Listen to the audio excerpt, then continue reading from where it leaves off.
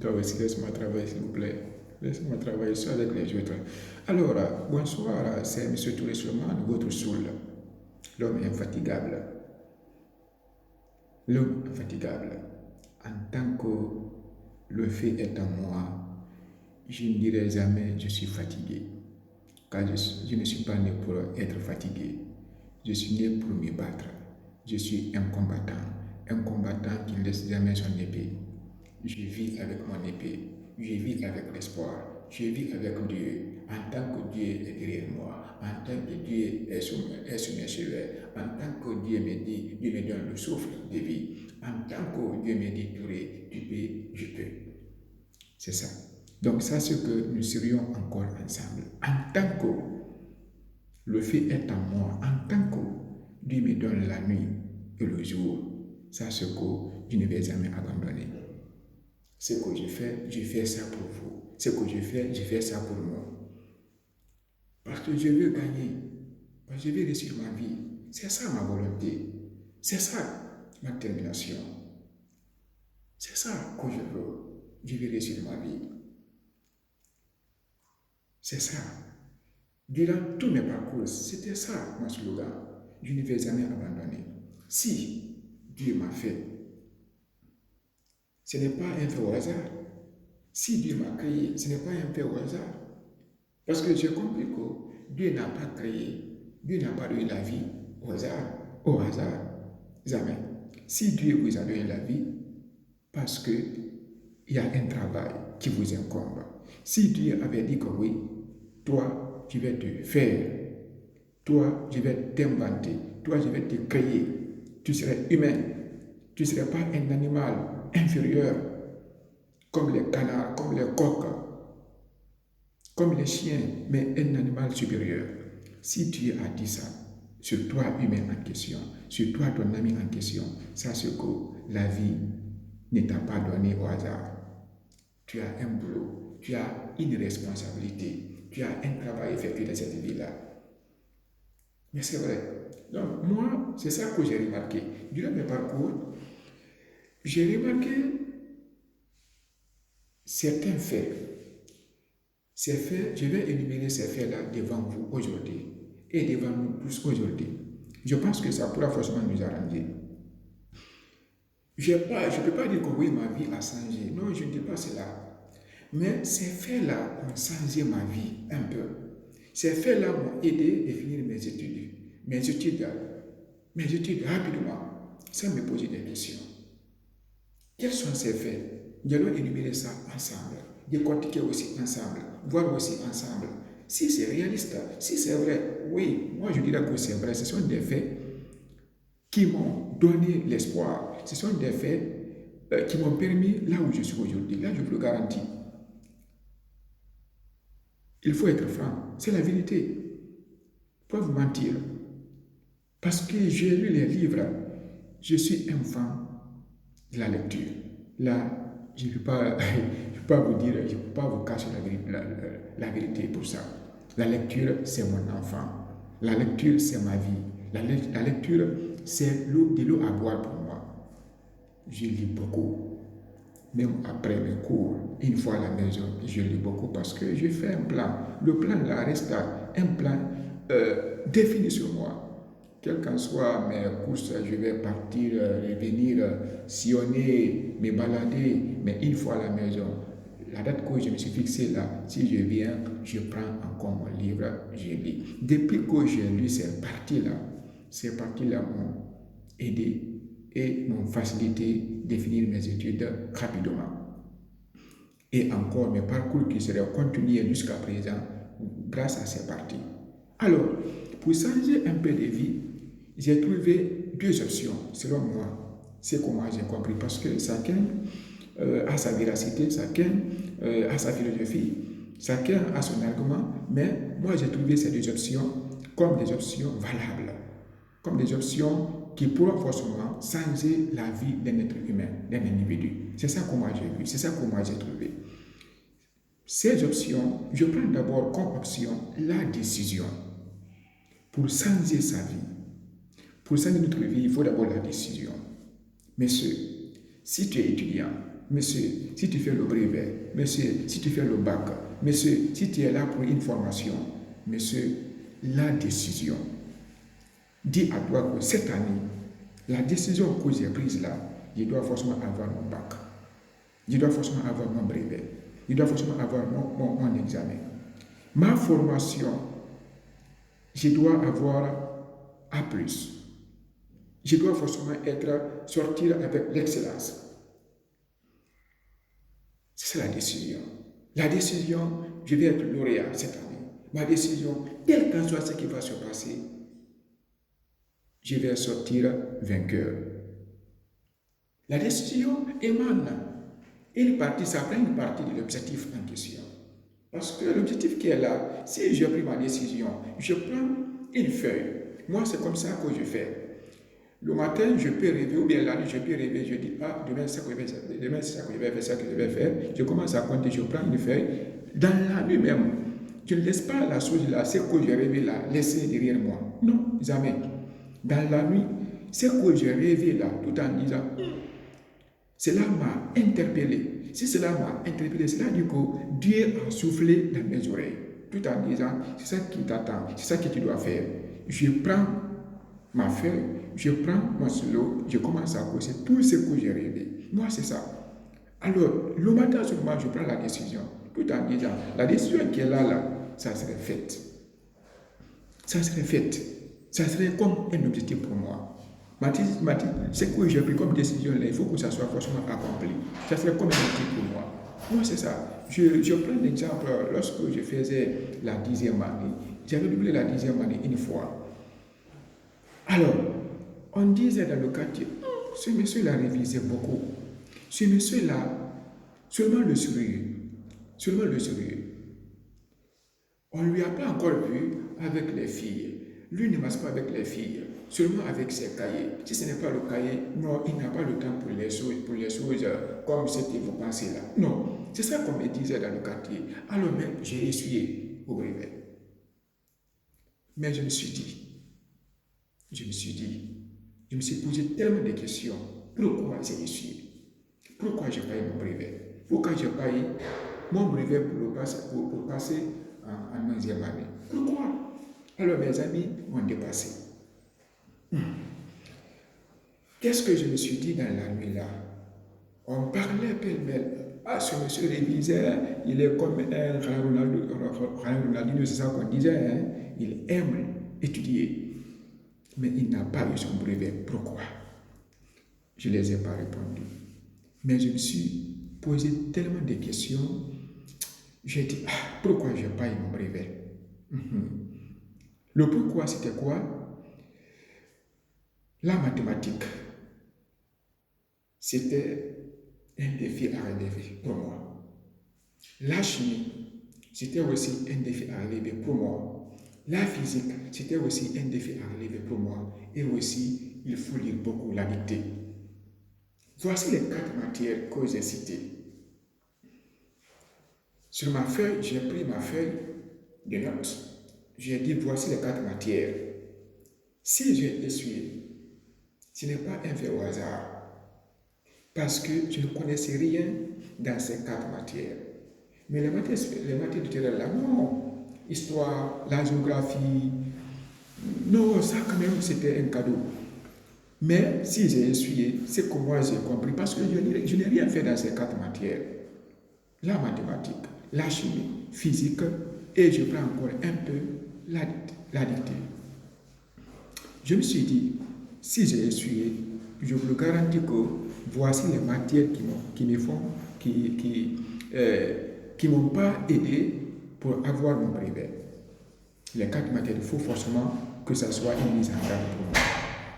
Alors, j'ai coursé ces 4 matières sur ma feuille, une à une, sans rien laisser. Et la nuit même, j'ai pris une décision ferme. Une décision ferme, je dois aller au village, passer mes vacances. En partant au village, qu'est-ce que j'ai fait en partant au village? J'ai récupéré tous les anciens cahiers. Les cahiers qui sont riches, les amis qui m'ont dépassé, les cahiers.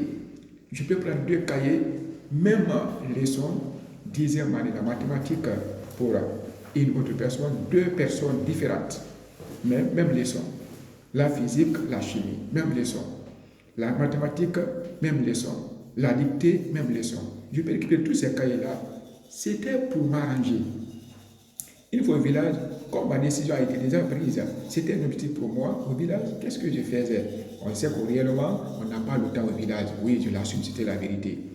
Mais moi, j'étais malin parmi mes amis. J'étais malin parce que j'avais une vision, parce que j'avais une décision. La décision a été prise sur mes feuilles, sur mes papiers. Ce n'est pas à révoquer. C'était intangible. Il faut que ça soit forcément assumé. Qu'est-ce que je faisais? J'ai pris une feuille, j'ai fait mon plan sur la feuille en question, parce qu'à 16h, on doit aller au terrain jouer au ballon.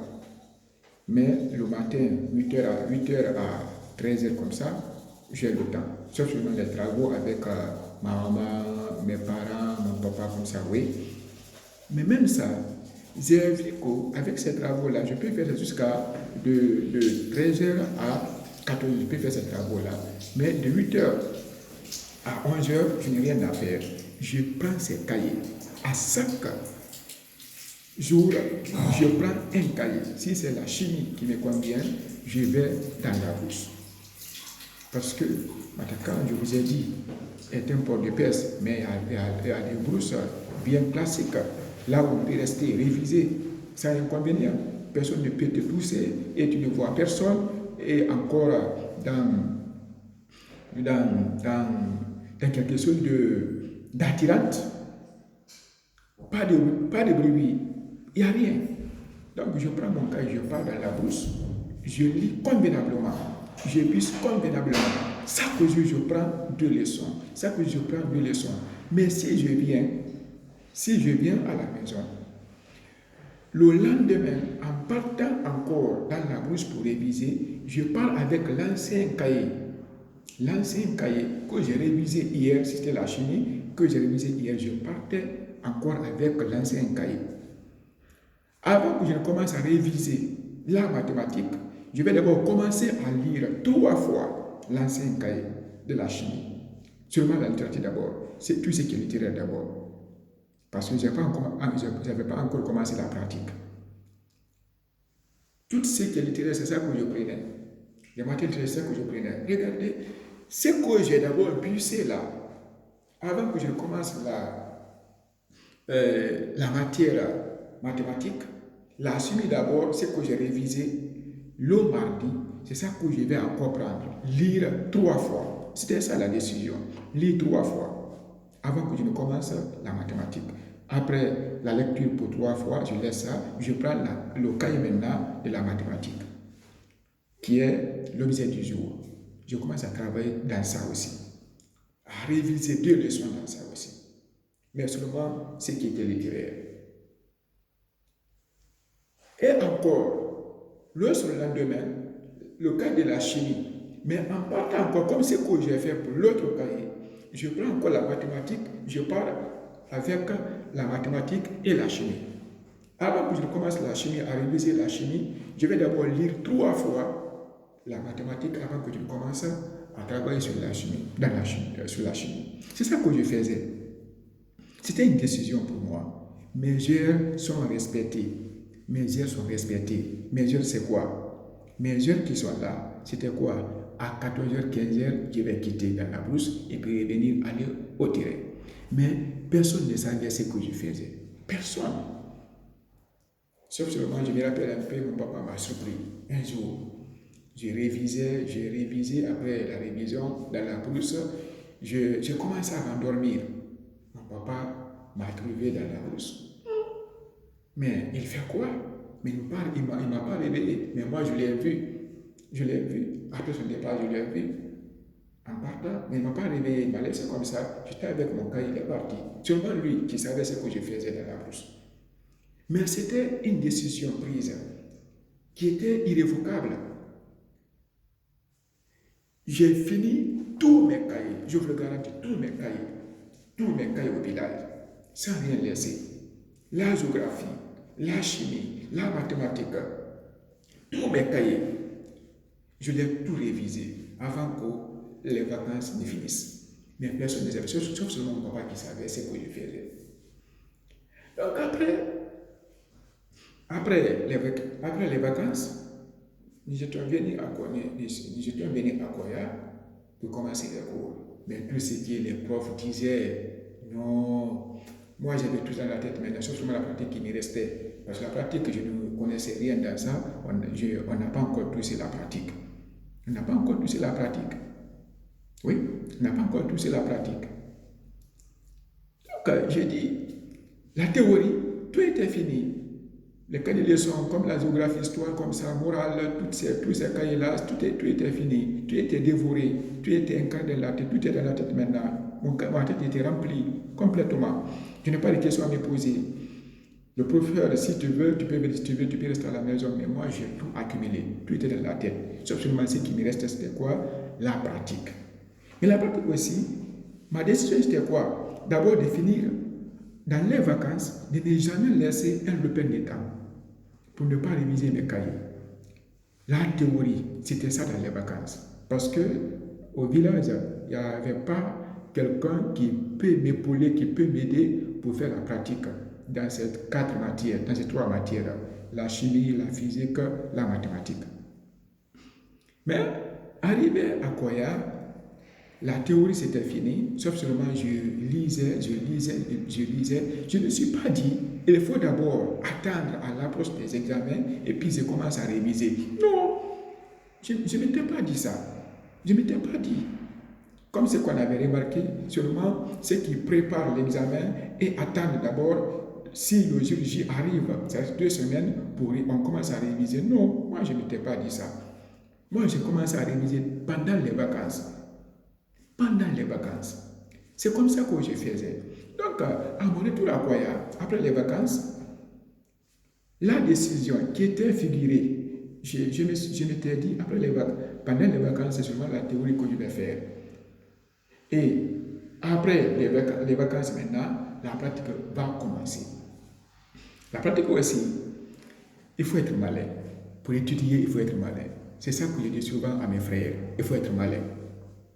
Ce n'est pas un fait au hasard. Ce n'est pas de faire le maraboutage. Ce n'est pas vrai.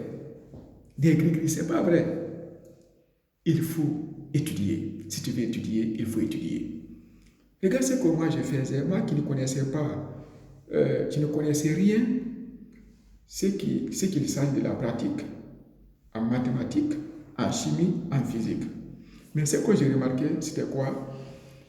Moi, une fois en classe, ce n'est pas le fainéant que je vais contacter, jamais. Ma vie, c'est ça. Le fainéant que je vais contacter. Non, c'est pas ça, moi, ma vie. Je vais remarquer. Je vais remarquer. Mais comment remarquer? Le plus brillant de la salle, la matière que je ne connaissais pas là. Monsieur, si tu veux, il faut être un diable devant moi. Si tu veux, pas de tini qui me faisait tort à son niveau tout en disant il est peul, il est malinqué, il est sous-sous, il est qui, non, il est forestier, non. Moi, si je veux, j'irai jusqu'au bout. Donc, comme je n'étais pas bon dans ces matières pratiques, j'ai vu c'était un monsieur Boy, non, qui était de Kouya. Il était bien dans ces matières pratiques-là. Faux. Je l'ai remarqué. Le début, ce monsieur-là m'a attiré. Ces notes, c'était seulement 15, 18, 15, 14, 16. Non, pas, la distinction n'était pas là dans ces matières pratiques. Je ne parle pas de la théorie. Alors, je me suis dit que j'ai trouvé l'homme que je cherchais. Monsieur Boy, lui, va forcément m'aider. Alors, à ce moment, il n'y avait rien entre ce monsieur et moi, et on ne se connaissait même pas. On ne se connaissait pas, mais nous étions dans la même salle. La théorie, j'étais bien, mais la pratique, je n'étais pas bien. Mais il n'y avait pas de relation entre ce monsieur et moi. Donc, je me suis dit un jour, comme ce que je vous dis souvent, la décision. La décision. J'ai pris ma décision. J'ai dit, comme objectif aujourd'hui, comme ce que j'ai mentionné dans mon cahier, j'ai trouvé quelqu'un qui peut forcément me réviser. Nous faisions la même salle, la 10e année. Ah, Wakifon. Donc, je me suis approché à ce monsieur, je dis, il y a 3 matières qui me fatiguent, que je ne connaissais rien dans ces 3 matières. Il dit, lesquelles de ces matières? Je dis, la mathématique me fatigue beaucoup. La chimie aussi me fatigue beaucoup. Et la physique aussi me fatigue beaucoup. Si c'est ça, on peut travailler ça. Mais en une seule condition, tu parles sur moi à Kouya. Tu parles sur moi à Kouya, là on peut travailler là-bas. Vous et moi, là on peut travailler. Mais c'est une décision que j'ai prise. Je dis oui, si c'est ça, je peux, je veux, et j'irai. Je veux et j'irai. Alors de ce fait, j'ai analysé, je me suis posé des questions, puis en disant qu'est-ce que je peux faire à ce niveau? Est-ce qu'il faut encore partir à la maison et puis revenir à Kouya? Je n'ai pas un moyen de déplacement. Donc c'est ce que j'ai trouvé comme solution. Après mes cours à Onkifon, je partais avec ce monsieur-là pour la révision. On révise là-bas jusqu'à 16h. Après 16h, je prends mes clics-clacs, je rentre sur moi. C'est comme ça que je faisais. Alors, j'ai fini de réviser avec ce monsieur tout ce qui concernait la mathématique, tout ce qui concernait la physique, tout ce qui concernait la chimie. J'ai révisé tout ça, j'ai tout bouffé. Tout était dans la tête maintenant. Et j'ai fini de réviser avant que les examens n'arrivent. Et j'ai commencé à réviser mes amis. C'était ma décision. Et j'ai commencé à réviser mes amis. Oui, j'étais avec mes amis. À Koya, c'est moi qui les révisais. Je me rappelle un peu, on m'a mis à l'épreuve avec quelqu'un qui faisait la terminale, sciences maths. Moi qui faisais d'abord la 10e année, je n'ai pas encore franchi la 10e année, mais la personne qui faisait la terminale, je me suis affronté, on m'a affronté avec la personne. Parce que j'avais l'ambition, la décision était là. La personne m'a dit, non, toi, ce monsieur m'a dit ce jour-là, toi, tu vas réussir ton examen. Si tu faisais le bac, tu seras parmi les lauréats. Ce monsieur m'a dit ça. Si tu faisais le bac, je te le garantis que tu serais parmi les lauréats. C'est ce que j'ai vu en toi là. Tu fais d'abord la 10e année, moi je fais la terminale, sciences maths, et puis tu es mon concurrent. C'est pas vrai. C'est pas vrai. J'étais content là où j'étais ébani totalement. Je dis oui. Waouh. Ce que j'y pensais, c'est là commence à aller sur moi. Et j'ai tout compris. Donc les matières là ne me fatiguaient plus maintenant. Mais ce n'est pas seulement ça, parce que ce qu'on comprend et ce qu'on a compris sur ces étudiants qui préparent, sur ces élèves qui préparent les examens nationaux, et pensent sur quoi? Ce n'est pas seulement de lire le cahier aujourd'hui, ou de réviser aujourd'hui. Après aujourd'hui, c'est fini. Ce n'est pas ça le sujet. Il faut encore lire et relire, lire et relire. Ce que tu as fait avec ce monsieur-là, quand tu viens encore à la maison, tu prends encore ton cahier, tu relis encore ce que tu as fait. Ou bien tu sors le tableau, tu commences à travailler sur toi-même. Moi, c'est comme ça que je faisais. Après Koya, je prends le tableau, je travaille. Et franchement, l'examen, j'ai bombardé l'examen. Ces matières ne m'ont pas tardé. La théorie, quand même, ça c'était consommé déjà. La pratique aussi était consommée. J'étais même pressé maintenant que l'examen arrive, le brevet arrive. J'étais pressé pour que le brevet arrive. Parce que j'avais tout dans ma tête. Tout était en moi. Rien ne restait. Et sur ça, j'ai bombardé le brevet. Aucune matière ne m'a retardé. Aucune de ces matières ne m'a retardé. J'ai tout bouffé. J'ai tout bombardé. C'est ça la décision. La décision, même si on est médiocre, monsieur, mais si on a comme objectif, suivi par la décision, tout en disant, ce que j'ai dit là, je vais le faire. Moi, c'est ça. Tout ce que je fais, je prends une décision. Je fais seulement un rêve. Si je me lève, je note ce rêve dans mon cahier. Moi, c'est comme ça. Si je fais un rêve, même dans la nuit, profonde, à 0h, à 1h, à 3h, j'ai fait un rêve, je me réveille seulement, je prends mon cahier de notes, j'écris ce que j'ai rêvé là. Si c'est un bon rêve, j'écris. Cela dit que ce rêve qui est là, ça serait une décision pour moi. Ça serait un objectif pour moi. Parce que le rêve ne vient pas au hasard. Moi, c'est ça que j'y pensais. Si j'ai rêvé parce que Dieu a soufflé ça dans mes oreilles, c'est ça. C'est ça. Il faut d'abord la décision. Si vous avez décidé, il faut en deux le plan massif, comme ce que j'ai dit. Il faut le plan massif. Monsieur, tu as décidé pour ce travail, je vais ce travail. J'ai fini l'université, mais je vais ce travail. Il faut le plan massif. Le plan massif dit quoi? Ce que j'ai entrepris là, ce que j'ai décidé là, ce que j'ai dit là, je vais ce travail, monsieur. Tu vas me rejeter, mais je vais encore revenir. C'est ça le plan massif. Je vais travailler dans cette entreprise. Je viens, on me dit, on n'a pas de place ici. Je vais partir.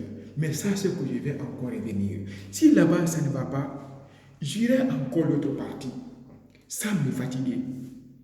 Si on m'a rejeté ici, dire qu'on n'a pas de place ici, monsieur Touré, pour vous, car le nombre est là, car l'effectif est déjà là. Je dirais, monsieur, je vais ce travail. Monsieur, je vais ce travail. S'il vous plaît, aidez-moi, je vais ce travail.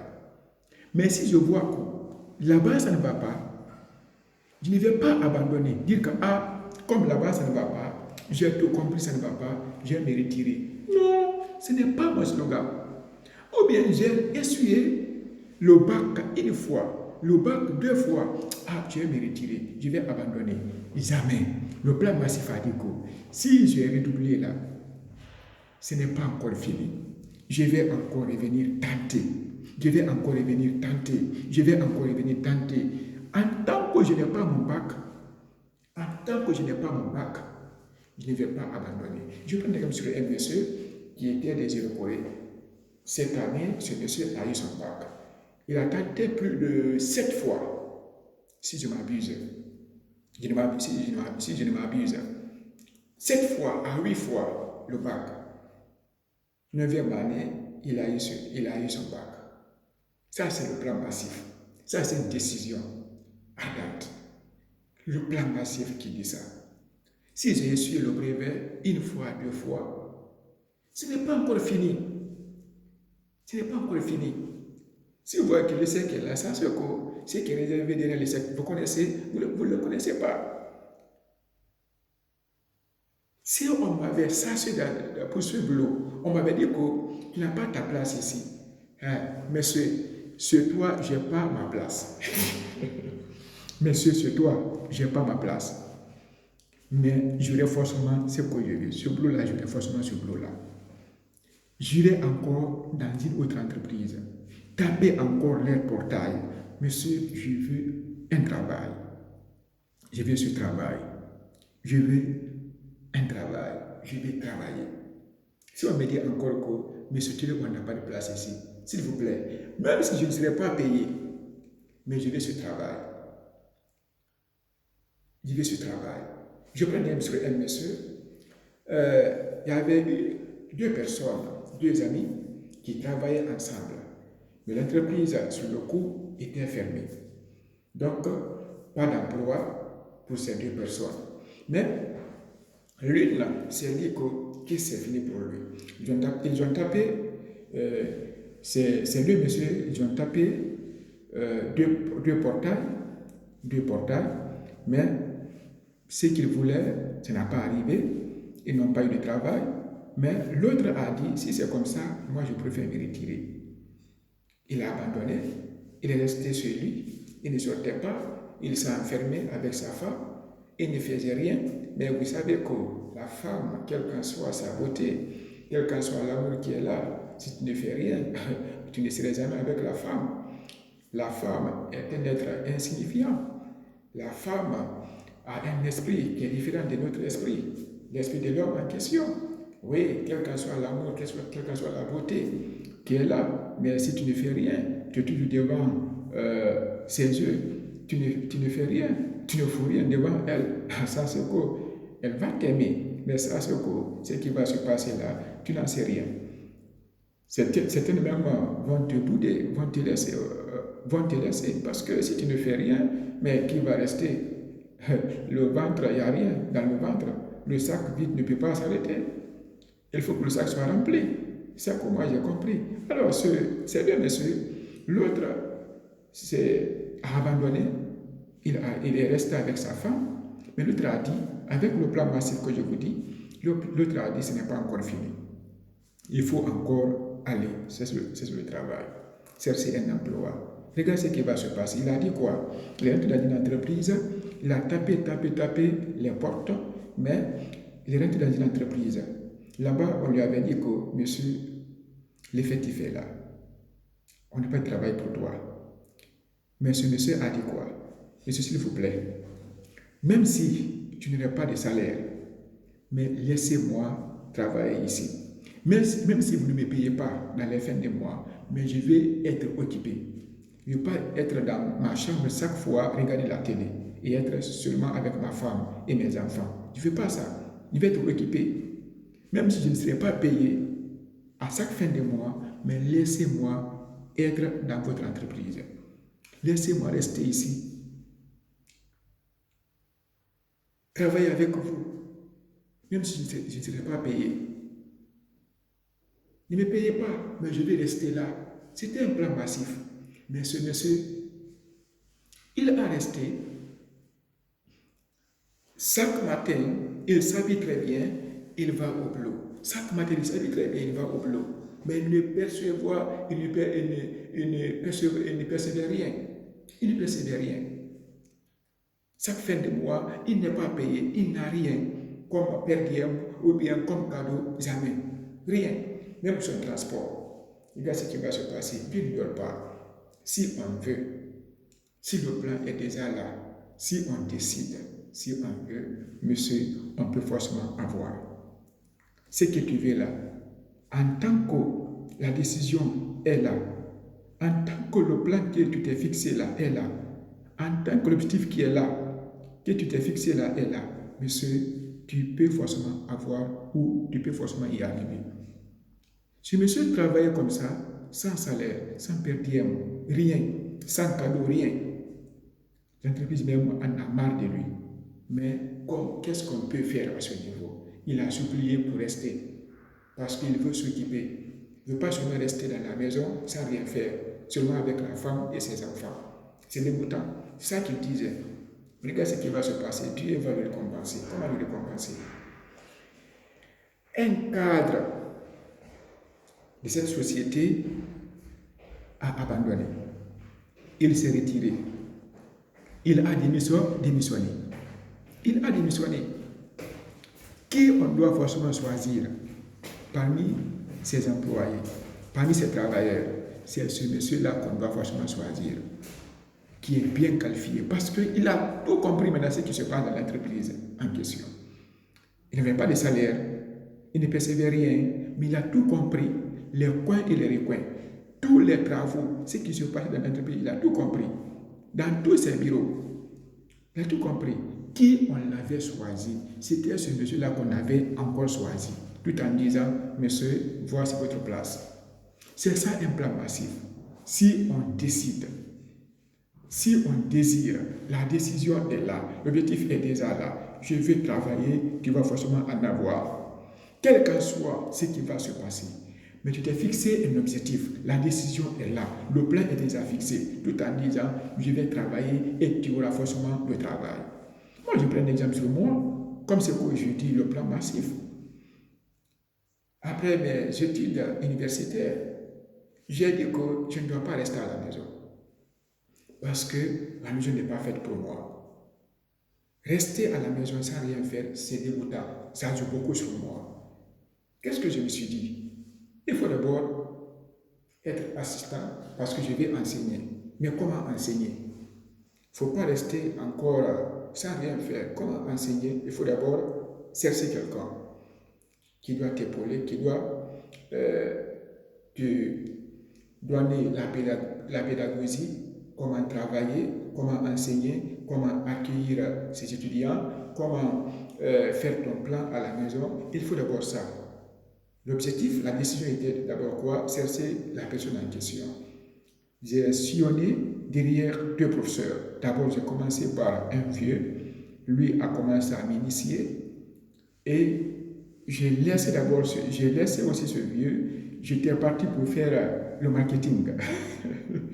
Le marketing, parce que je vais gagner. Je vais réussir ma vie. Je ne vais pas rester sans rien faire. Pourquoi je faisais aussi le marketing? Parce que j'avais personne aussi qui me donnait le petit déjeuner à Conakry. Et j'avais aussi honte de dire à mes parents chaque fois, papa, envoie-moi 10 000 francs, envoie-moi 100 000 francs, envoie-moi ça, parce que c'est ça qui me manque, c'est ça que je veux. Non, je ne veux pas ça. Je voulais être indépendant, être moi-même. Donc, j'ai fait le marketing. J'ai fait ça, le marketing de 3 mois. 3 mois, je me suis orienté pour faire la formation professionnelle.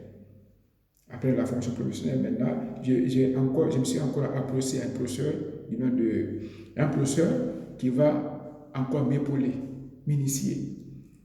Je travaille avec lui. Mais le plan massif a dit quoi? Je dois forcément enseigner. Mais ce qui va se passer derrière tout ça, le premier jour pour ma prestation, j'étais parti dans une école catholique pour faire la prestation. Ils m'ont mis à l'épreuve tout en disant il faut d'abord t'entretenir avec ces étudiants-là, on va voir ce qui va se passer. Franchement, j'ai fait la prestation, je ne m'étais pas préparé, j'étais surpris. J'ai fait la prestation, mais je ne laissais pas aussi eux me surmonter. Jamais. Jamais. Me faire descendre, jamais. Moi, c'est ça. Même si je suis qui devant toi, je ne laisse personne me piétiner. Moi, c'est ça ma vie. Personne ne va me piétiner dans cette vie-là. Mais si je veux, je dirais, si je veux, je ferai tout pour l'avoir. Si je veux, je ferai tout pour l'avoir. L'école m'a rejeté. Mais j'ai dit que, parce que j'ai compris ce plan. J'ai lu ça dans un livre. Le livre-là m'a dit que, M. Touré, si tu veux avancer un peu, il faut d'abord la décision. Si tu veux avancer, il faut un plan massif. Il faut un plan massif. Il faut d'abord la décision et un plan massif. Là, j'ai compris ça dans ce livre-là. J'ai dit oui, l'école-là m'a révoqué. L'école-là m'a dit que je ne suis pas encore prêt pour dispenser ces cours. Mais moi, au fond de moi, je suis prêt pour dispenser les cours. Au fond de moi, je suis prêt pour dispenser les cours. Parce que le professeur qui m'initiait pour être enseignant, lui veut voir d'abord à quel niveau je peux accepter la douleur. Donc j'ai dit, c'est pas fini. Si l'école là a renoncé à ma situation, je dirais, c'est pas encore fini. Je vais forcément enseigner. Je vais enseigner parce que je vais être libre. Donc, j'ai quitté là-bas. Ce monsieur m'appelait, c'était la nuit, soi-disant, monsieur Touré, malheureusement pour toi et pour nous, l'école ne t'a pas accepté. Ok, c'est pas grave, les étudiants ne t'ont pas accepté, c'est pas grave. Je dis, c'est pas grave, mais je tremblais. Je pleurais, parce que j'avais confiance que j'aurais forcément ma place là-bas. J'avais confiance que j'aurais forcément ma place, mais ça n'a pas passé comme ça. Mais j'ai dit que ce n'est pas encore fini. Le plan massif qui est là, ce n'est pas encore fini. J'ai encore tapé votre porte. Une école bien placée, c'était unique. Unique, j'ai tapé la porte unique. Là-bas aussi, j'ai fait la prestation avec les étudiants. Mais là-bas, on m'a accepté. Et c'est comme ça. Et c'est comme ça. Et c'est comme ça. Je suis devenu maintenant leader. Leader, c'est comme ça le plan massif. Si vous entreprenez, si vous décidez, le plan massif a dit quoi? Si j'ai décidé là, c'est que j'ai décidé. Si c'est pour un travail, si c'est pour l'étude, j'ai fait l'examen cette année. si j'ai essuyé l'examen une fois, 2 fois, ce n'est pas encore fini. Le plan massif que j'ai là, ce n'est pas encore fini. Je dois forcément avoir mon brevet, je dois forcément avoir mon examen, je dois forcément avoir mon bac cette année. Si ça ne vient pas, je vais encore tenter. Si ça ne vient pas, je vais encore tenter. Mais je vais forcément mon bac. Mais qui va